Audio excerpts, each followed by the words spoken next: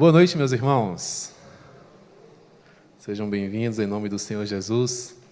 E que a sua maravilhosa graça encha sempre o seu coração. Que alegria podermos estar juntos mais uma vez na casa do nosso Deus, adorando o seu santo, bendito e precioso nome. Meus irmãos, hoje, primeiro domingo do mês de outubro, estamos já aí caminhando no último trimestre do ano, um ano que trouxe os seus desafios, mas que pela graça de Deus nós vamos vencendo, né? Um tanto quanto atordoados, não é? Vez por outra, baleados, mas firmes, caminhando conforme a vontade do Senhor. É um privilégio para nós podermos nos encontrar ainda na caminhada. E assim eu quero hoje tratar com os irmãos de um outro livro, no Novo Testamento. Quero pedir aos irmãos que abram, portanto, a carta de Paulo aos Romanos, no capítulo de número 7. Paulo escrevendo aos Romanos, capítulo 7, nós vamos ler do verso 14 até o verso 25. Romanos, capítulo 7, do verso 14 ao 25.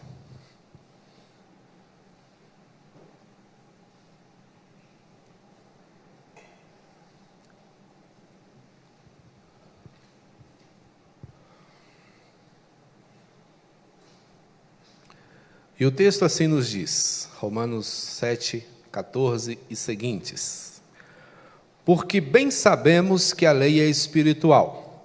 Eu, todavia, sou carnal, vendido à escravidão do pecado. Porque nem mesmo compreendo o meu próprio modo de agir, pois não faço o que prefiro, e sim o que detesto. Ora, se faço o que não quero, consinto com a lei que é boa. Nesse caso, quem faz isto já não sou eu, mas o pecado que habita em mim. Porque eu sei que em mim, isto é, na minha carne, não habita bem nenhum, pois o querer o bem não está em mim. Não porém o efetuá-lo. Porque não faço o bem que prefiro, mas o mal que não quero, esse faço. Mas se eu faço o que não quero, já não sou eu quem o faz, e sim o pecado que habita em mim. Então, ao querer fazer o bem, encontro a lei de que o mal reside em mim, porque no tocante ao homem interior, tenho prazer na lei de Deus. Mas vejo nos meus membros outra lei, que guerreando contra a lei da minha mente, me faz prisioneiro da lei do pecado que está nos meus membros. Desventurado homem que sou, quem me livrará do corpo desta morte? Graças a Deus por Jesus Cristo nosso Senhor, de maneira que eu, de mim mesmo, com a mente, sou escravo da lei de Deus, mas segundo a carne, da lei do pecado. Meus irmãos, estamos diante de um dos textos mais complexos da Bíblia, um dos textos mais difíceis da carta que Paulo escreve aos Romanos, onde ele trata de questões que refletem a vida de muitos de nós, ou por que não dizer de todos nós. Diante disso, não estamos aqui face a uma situação complicada, mas o Senhor, mesmo por meio das dificuldades que são tratadas por essa passagem, nos dá, por meio da sua graça, esperança para o nosso viver cotidiano. Pensemos, reflitamos e aprendamos sobre isso. Convido você nesse instante a orar ao Senhor. Bendito Deus, Pai de misericórdia e grande amor, nós te agradecemos por estarmos aqui, cultuando ao Senhor na tua casa, com os teus filhos, adorando o teu santo e poderoso nome. Obrigado, meu Deus, por esta oportunidade. Muitos gostariam de estar aqui e não estão. Muitos, ó Pai, nem ao menos se dão conta do que estão perdendo. Mas, ó Deus, nós aqui estamos. E perdoa-nos, ó Pai, se ainda nos falta a compreensão exata do que significa, ó Deus, cultuarmos a Ti. Mas, ó Deus, uma vez que estamos aqui, fala ao nosso coração. Desperta, Senhor, o nosso entendimento. Não permita, meu Deus, que saiamos daqui da mesma forma como entramos. Para tanto, suplico ao Senhor que não seja a limitação do homem capaz de obscurecer a Tua verdade.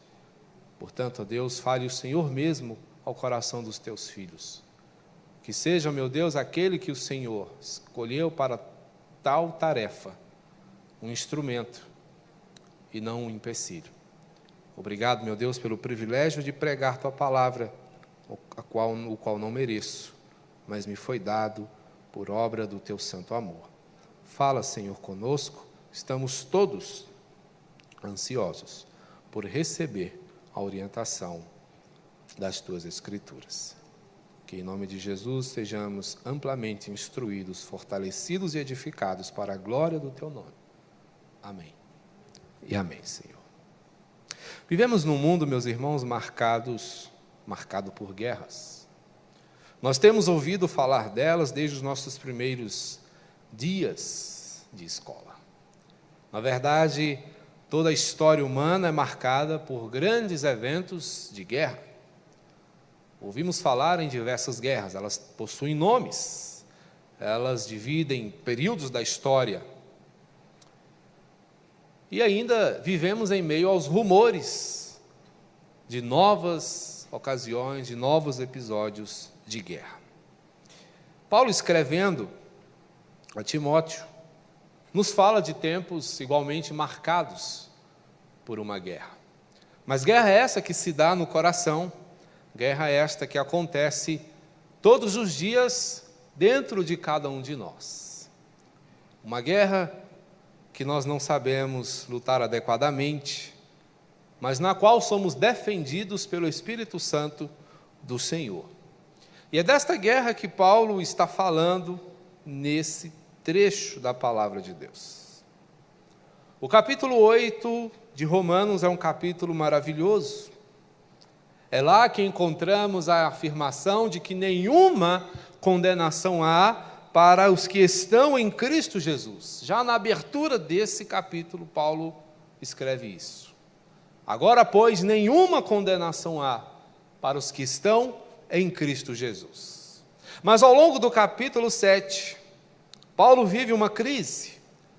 Paulo demonstra para nós o que faz o pecado em nossos corações, a bagunça na qual ele nos insere, fazendo com que o nosso coração seja um terrível campo de guerra, onde não há entendimento, onde não há condições de confiança, onde todas as nossas faculdades se encontram prejudicadas. Daí o profeta dizer que o coração é enganoso. E muitas vezes pensamos que o coração enganoso é o irmão que está ao nosso redor. Mas a perspectiva do profeta é justamente a de nos fazer lembrados de que a pessoa menos confiável na face da terra sou eu mesmo.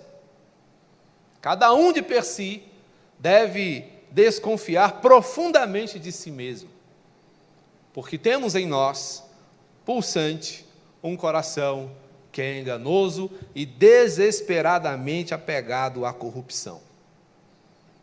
Paulo, ao tratar essas questões, percebe que essa guerra não pode ser vencida por ele mesmo.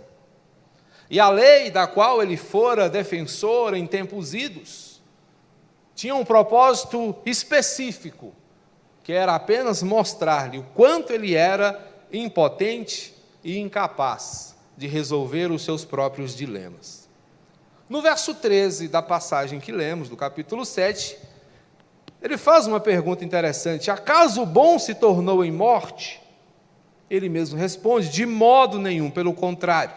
O pecado, para revelar-se como pecado, por meio de uma coisa boa, causou-me a morte, a fim de que, pelo mandamento, se mostrasse sobremaneira maligno.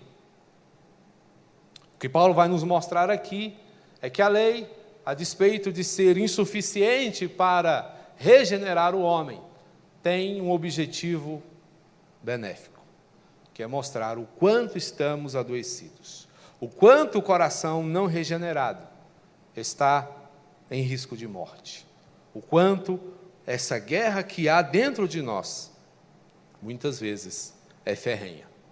Sendo assim, Paulo fala-nos da luta contra o poder do pecado. E esse coração em guerra é um coração marcado por algumas posturas que nós vamos conhecer. E a primeira delas é que esse coração em guerra é um coração conflitante. E que conflito consta desse coração? O conflito de duas naturezas, a natureza da lei e a natureza humana. Esse dilema antagônico que Paulo vive, que se dá na prática entre o saber e o fazer. No verso 15, Paulo nos mostra isso, porque nem mesmo compreendo o meu próprio modo de agir, pois não faço o que prefiro, e sim o que detesto. Ao olhar para isso aqui, nós podemos pensar, puxa, que homem contraditório, como é que alguém faz o que detesta? Como é que alguém faz o que não quer?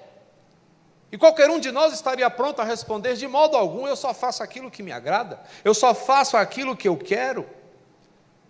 Mas aqui, meus irmãos, nós vemos o dilema, nós vemos a batalha de um homem que nasceu de novo, mas que, embora tenha nascido de novo, ainda lida com as agruras da sua antiga natureza, que, não obstante, adormece, ainda permanece ativa no seu coração.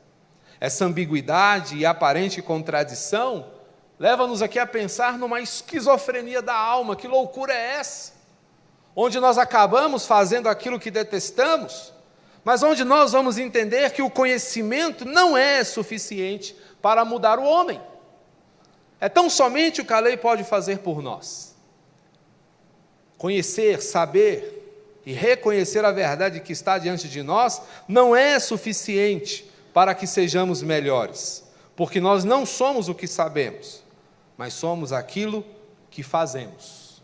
E quando Paulo diz que faz aquilo que ele detesta, ele está assumindo a sua posição de pecador. Paulo está reconhecendo o quanto ele carece da graça do Senhor para ser alguém melhor. Portanto, ele se reconhece alguém livre. E o que ele faz agora com essa liberdade? O verso 16 pode nos ajudar. Se faço o que não quero, consinto com a lei que é boa.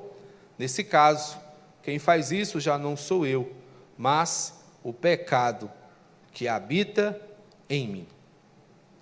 Se a lei é boa, a sua bondade está em nos mostrar aonde nós precisamos melhorar. Esse pecado que sobrevive contrasta com a ideia do pecado que reina. O pecado que sobrevive é o pecado que ainda habita no coração regenerado, diferentemente daquele que é escravo do pecado, porque neste o pecado reina, o pecado manda. Um coração transformado, embora reconhecedor de que ainda é pecador, é um coração que não mais é escravizado. É um coração que agora entende que, embora ainda seja pecador e que precisa melhorar em muitas coisas, não mais é escravo daquilo que antes era o seu ponto de reconhecimento. Portanto, Paulo está mostrando para nós aqui que esta guerra é a guerra do coração que foi tocado por Jesus. Não somos perfeitos, mas estamos em um caminho de aperfeiçoamento. O pecado não reina, mas ele ainda sobrevive, ele ainda permanece. E exatamente por isso precisamos nos manter atentos. Esse é o conflito. E esse conflito vai nos colocar diante de uma outra situação, porque esse coração em guerra, embora conflitante, é ainda impotente.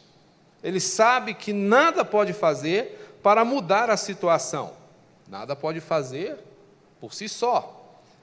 Percebamos o que nos diz o verso 18. Porque eu sei que em mim, isto é, na minha carne, não habita bem nenhum, pois o querer o bem está em mim, não, porém, o efetuá-lo. Porque não faço o bem que prefiro, mas o mal que não quero, esse faço. Mas se eu faço o que não quero, já não sou eu quem faz, e sim o pecado que habita em mim. Paulo está aqui assumindo a sua impotência diante do conflito que ele acaba de nos mostrar. E essa impotência vai se apresentar em 4 aspectos. O primeiro deles, Paulo olha para si mesmo e sabe, conscientemente, que é fraco. E essa consciência de fraqueza o leva a reconhecer o seguinte, que ele não tem poder suficiente para fazer o que deseja. O velho homem continua presente, tentando puxá-lo para a prática do pecado. Depois, o segundo aspecto é que Paulo, além de conscientemente fraco, é conscientemente contraditório, porque nele habitam 2 naturezas, 2 impulsos. O impulso de querer fazer o que é certo, mas o impulso de sempre ser levado a fazer aquilo que ele reconhece ser reprovável diante de Deus. Percebamos, irmãos, que esses impulsos habitam os nossos corações. Sabemos a importância da oração, conquanto não sejamos hábeis oradores. Reconhecemos a importância da caridade, conquanto não sejamos tão misericordiosos. Reconhecemos a necessidade da santidade. Mas como foi muito bem dito aqui ao longo da nossa liturgia, perdemos até mesmo a vergonha pelos nossos atos falhos. As redes sociais estão aí para nos mostrar isso. Ali colocamos nossos xingamentos, expressamos a nossa ira contra governos, contra pessoas, e achamos bonito porque todo mundo faz. Nos esquecendo que somos chamados para uma vida diferente, santa, mesmo nas atitudes digitais. Os impulsos continuam presentes em nosso coração, puxando-nos para desagradar a Deus. E, no entanto, o que nós estamos fazendo? Muitas vezes dando vazão a eles, ao invés de buscar uma vida que agrade ao Senhor. Contradição presente. Mas há um terceiro aspecto, onde Paulo, além de se reconhecer conscientemente fraco e contraditório, ele ainda sabe, conscientemente, que é escravo de muitas coisas. No verso 20, ele vai dizer, se eu faço o que não quero, já não sou eu quem faz, e sim o pecado que habita em mim. Paulo reconhece a tendência à escravidão ainda presente no seu coração. Vontade versus pecado, quem é que manda? O problema é que muitas vezes nossas vontades estão dominadas pelo pecado. Elas acabam vencendo e deturpando as nossas vontades de forma que desejamos apenas aquilo que desagrada o Senhor. Mas há uma outra consciência de Paulo, que mostra-nos uma luz no meio disso tudo. Porque Paulo, não obstante, seja consciente da sua fraqueza, da sua contradição e da sua escravidão, ele sabe conscientemente que ele também é um guerreiro. O que Paulo reconhece aqui nesse momento é que ele não pode abrir mão da luta. E aí nos versos seguintes ele vai dizer, então, ao querer fazer o bem, encontro a lei de que o mal reside em mim. Paulo está dizendo, eu não sou bom, eu não presto. Por quê? Verso 22, no tocante ao homem interior, tenho prazer na lei de Deus, mas vejo nos meus membros outra lei, que guerreando contra a lei da minha mente, me faz prisioneiro da lei do pecado que está nos meus membros. É uma guerra do coração com as minhas atitudes. Nem sempre aquilo que penso, aquilo que entendo, se traduz nas minhas escolhas, se evidencia nas minhas ações. Então, o que Paulo mostra para nós aqui é que no coração humano há 2 homens e uma batalha. E aqui ele faz coro com Lutero, quando aquele disse certa vez: pensei que o homem tinha morrido nas águas do batismo, mas eu descobri algo: o miserável sabe nadar. O batismo, meus irmãos, ele não nos liberta da antiga natureza. Temos afirmado, o batismo por si só não salva. O batismo é uma evidência pública da sua salvação. Ao ser batizado num culto público, você está dizendo: esse é o sinal de uma vida nova que o Senhor me deu. Mas ele não é milagroso. O batismo não te isenta de levar adiante uma vida de santificação, de luta contra o pecado, de mortificação da sua carne, onde você, dia após dia, terá de dizer para ela: não, isso não é bom, não devemos fazer, não devemos nos entregar, não devemos praticar. E como diria Robert Lee, esta é a maior evidência de que somos filhos de Deus. Se não há essa consciência de guerra em nosso coração, se o pecado todos os dias não te afronta, se o pecado todos os dias não te faz desejar sair dessa situação, algo de errado há com você. Porque tem que ser uma luta. E lutaremos enquanto estivermos aqui, ainda que impotentes, ainda que mergulhados nesse conflito. Nós precisamos seguir em frente. Mas aqui entra a perspectiva do cristão. Porque esse coração que guerreia contra o pecado, que é conflitante na sua própria concepção, que é impotente no que diz respeito às suas habilidades, é suplicante, porque reconhece que apenas um pode lhe tirar dessa situação. No verso 24, Paulo diz: desventurado homem que sou. Paulo olha para a sua condição e diz: pobre de mim. E agora, o que eu faço? Quem me livrará do corpo desta morte? O que é interessante observarmos aqui é Paulo fala da justificação em Cristo Jesus, e nessa perspectiva nós somos perfeitamente justificados. A justificação de Cristo Jesus, realizada no seu coração, é plena e perfeita. Mas há um segundo passo a partir dessa justificação, que é a santificação. E a santificação, ela está em fase inicial. Você ainda não é santo, plenamente santo. Você é um santificando. O que significa que a cada dia você tem que buscar o aumento no nível da sua santidade. Você não deve se conformar em permanecer num nível de santidade estagnado, que muitas vezes pode permanecer assim durante anos. A sua santificação deve ser sempre ascendente. Vou trocar em miúdos para você. Hoje mais santo que ontem e amanhã mais santo que hoje. Nunca pretenda pensar que você chegou num nível de santidade satisfatório. Tá bom, não precisa mais que isso. Precisa, porque você está indo para o céu, você está indo para a eternidade, você está indo morar diante do Senhor. E perceba que lá a santidade é um requisito. E Cristo te colocou num processo de santificação. Quando Ele te justificou, Ele diz: agora o seu caminho é esse. O seu caminho agora é a santificação.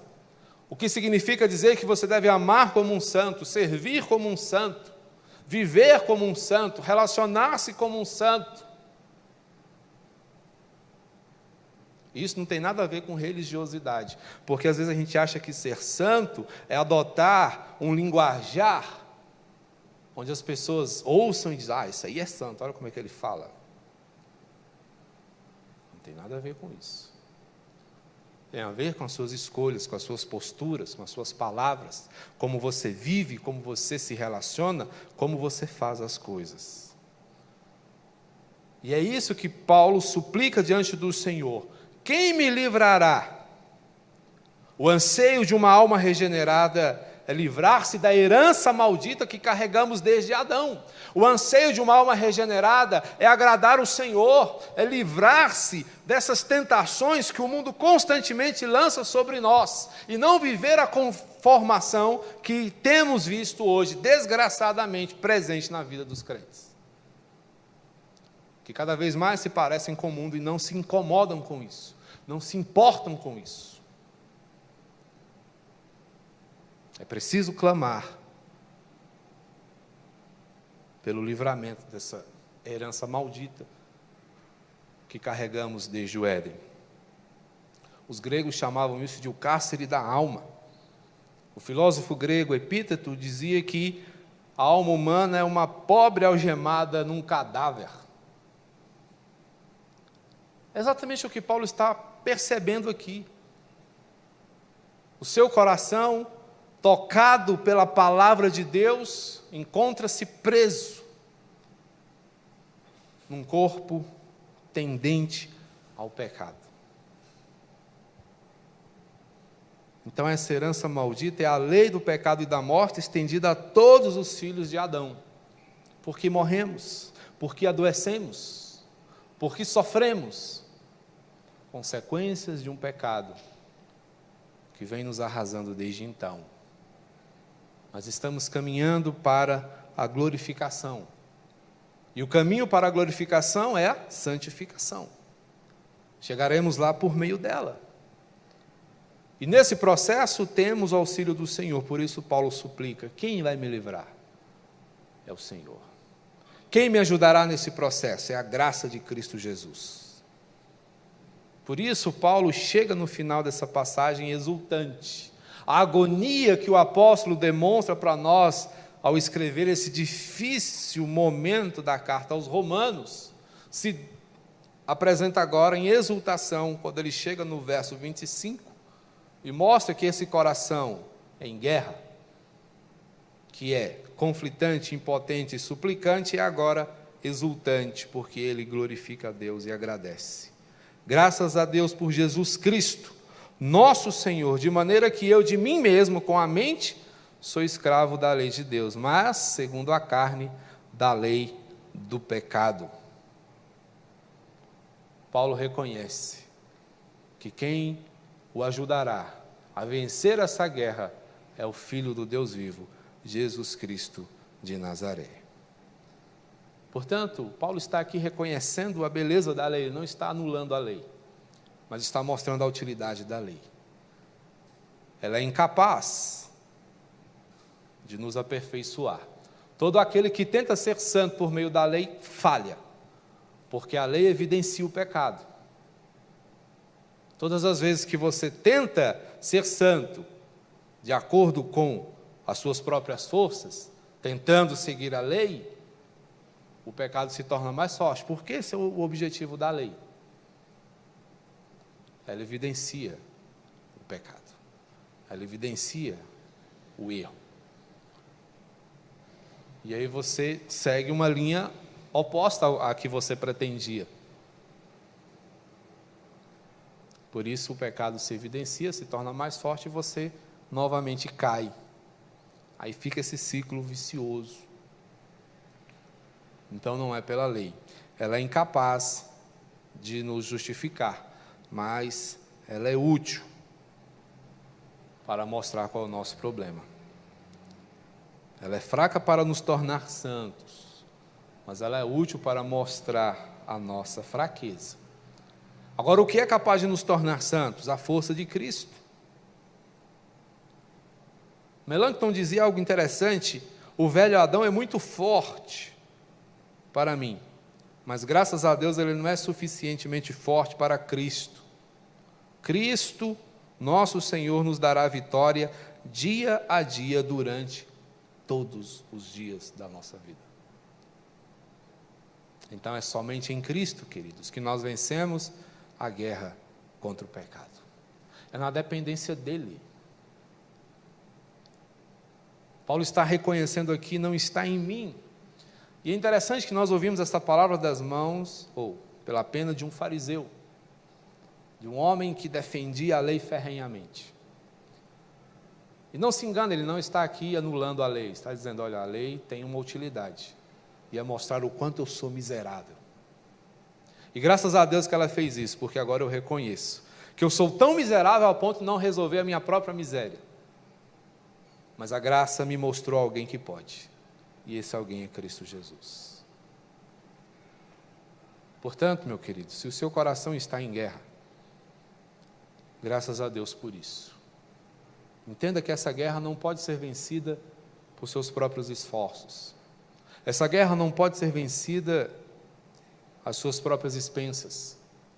Essa guerra só é vencida na dependência da graça de Cristo Jesus.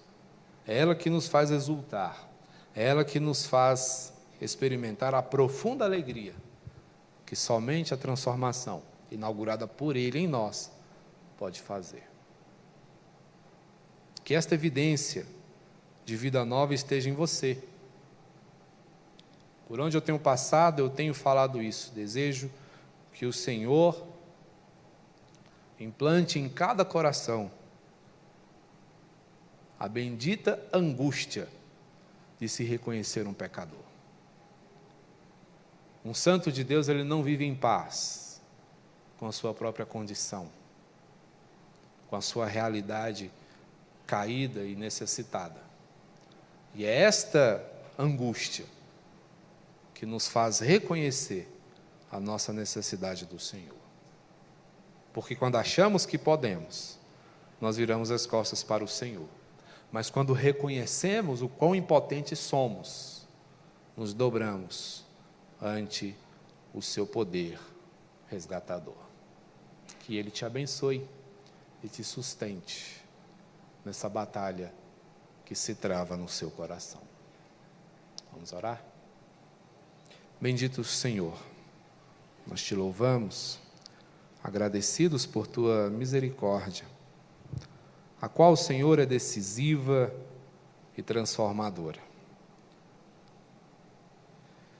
Fala o Senhor, meu Deus, ao coração da tua igreja e abre os nossos olhos para a triste realidade de uma alma sem Deus. Que desejemos, ó Deus, profundamente viver sob os teus cuidados,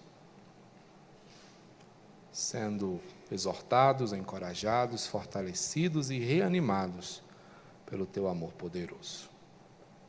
É no nome de Jesus, Pai, que te suplicamos esta bênção, reconhecendo que somente ela pode transformar o nosso viver, para que sejamos santos e agradáveis ao Senhor em tudo. Nós oramos, agradecidos em nome de Jesus.